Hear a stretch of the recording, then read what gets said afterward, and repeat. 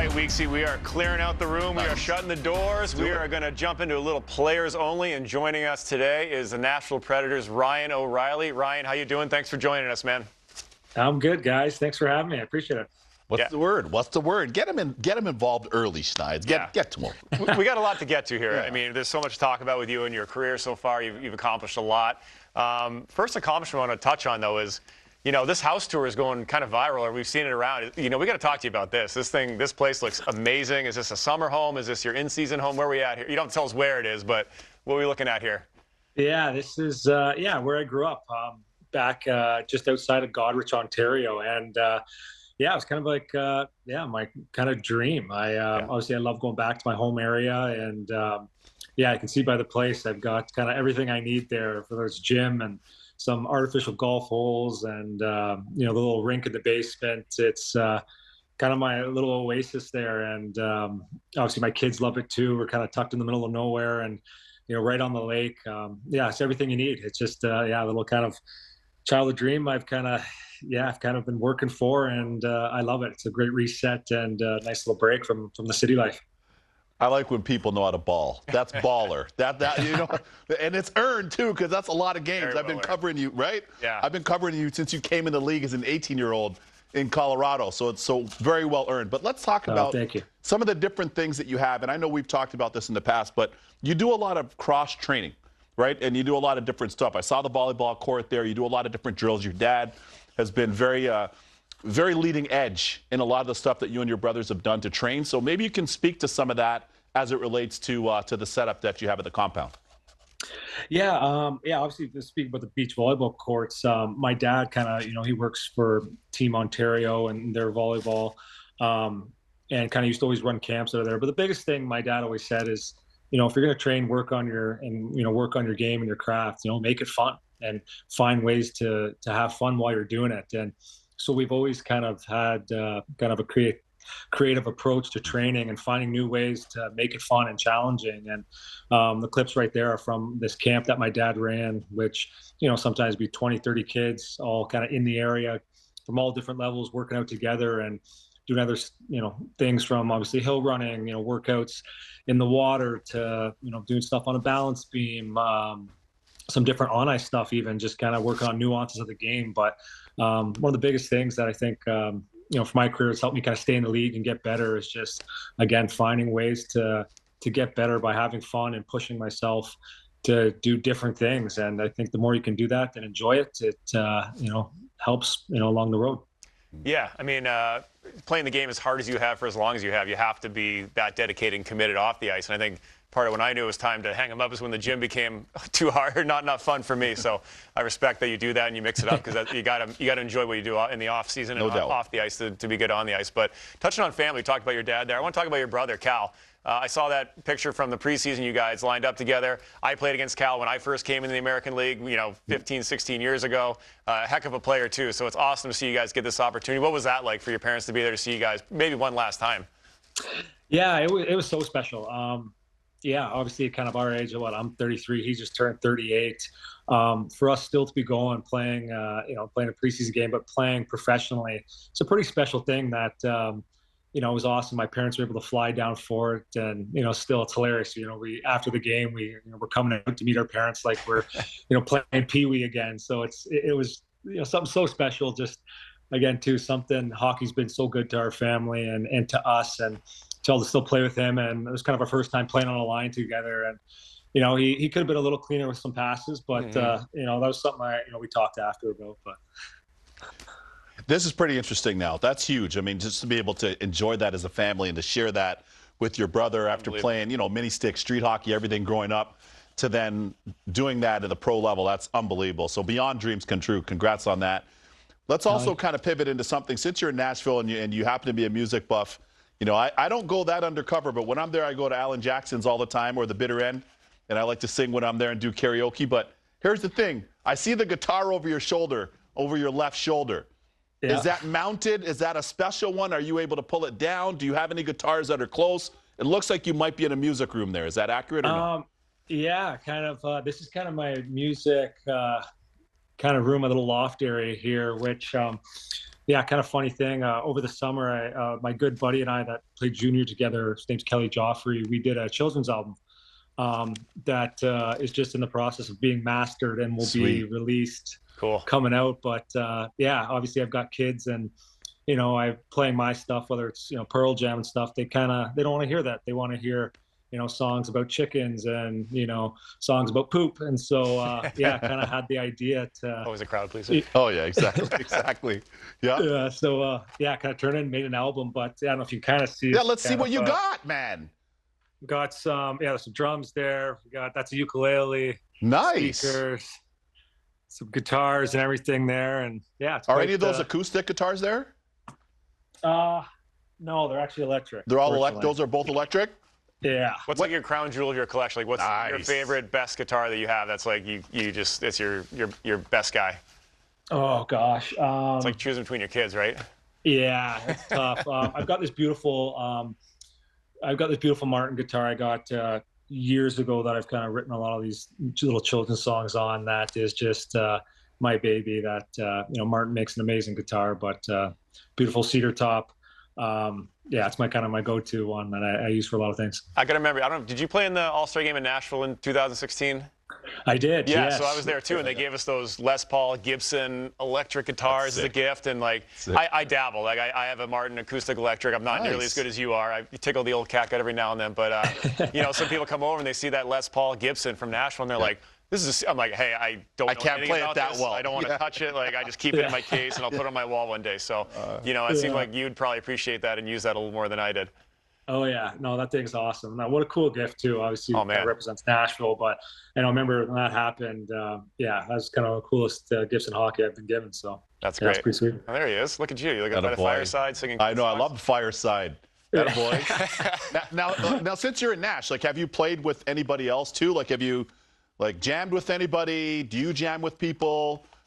Little bands? Anybody that we know? Anybody famous? Not, I wish more.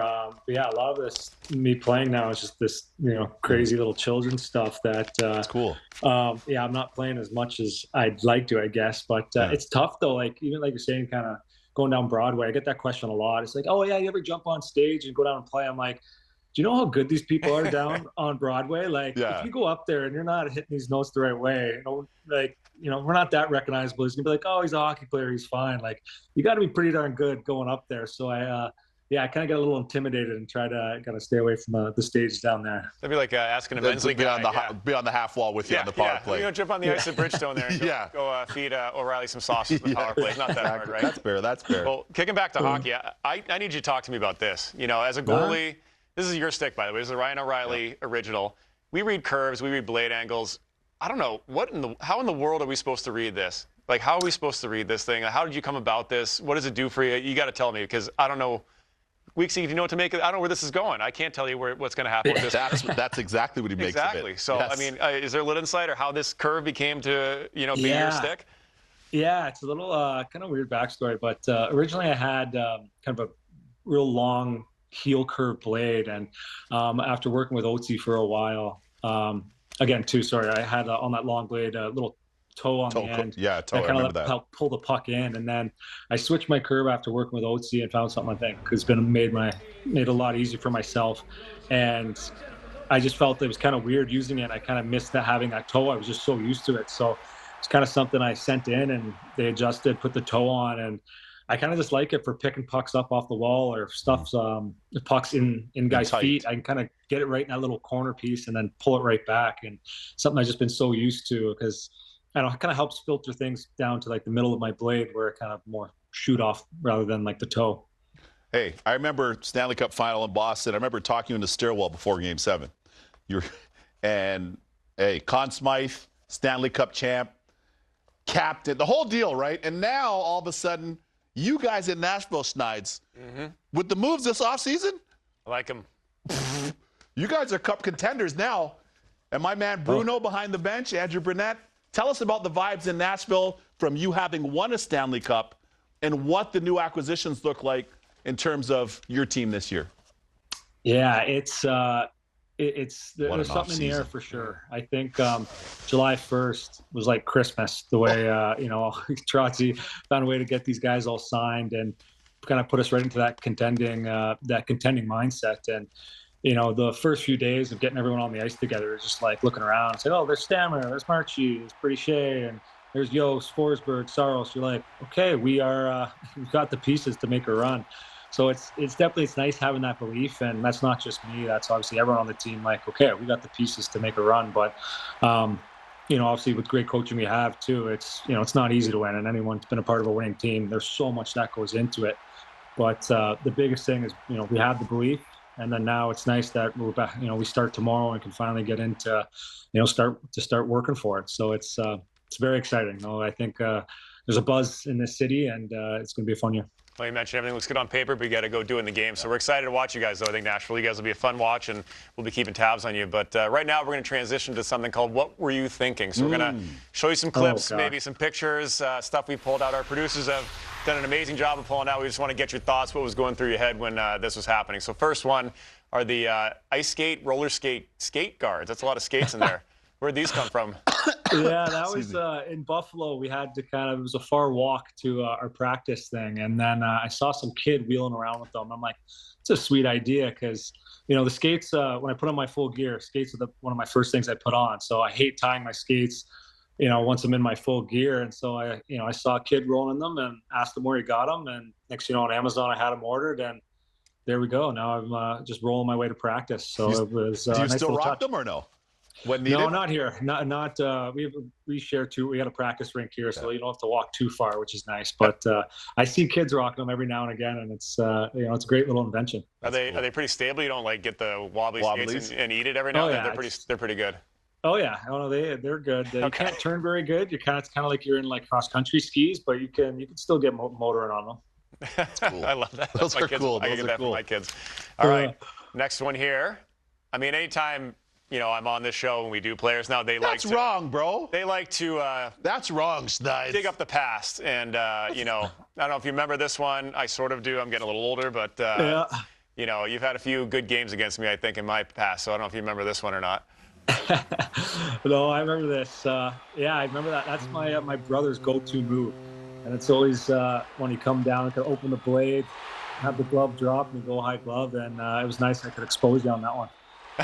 I thought I had you too, man. I mean, you got a piece of it, didn't you? I did. Like I was still confused. It was a good shot. So, I mean, off the hand, do you know your career stats against me? Do you know how many goals you scored or not? Or it's been a minute? Don't. Yeah, I don't no, either. I don't. Do you got I think only one. Okay, hang on. As a fellow Tendy, I'm going to say it's only one. All right, 8-12, 4 goals, 7 assists in 20 games. That's pretty good for both of us. Yeah. Oh, yeah. That's not too bad. Yeah. Not bad. Yeah.